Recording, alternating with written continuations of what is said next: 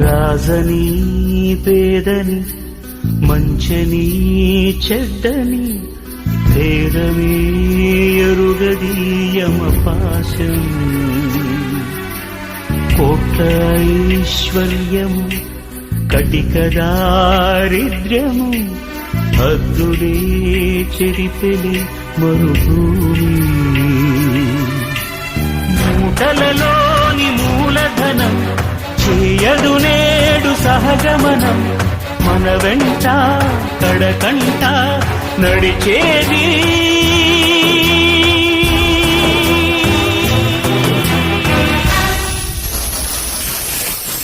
ఆ నలుగురు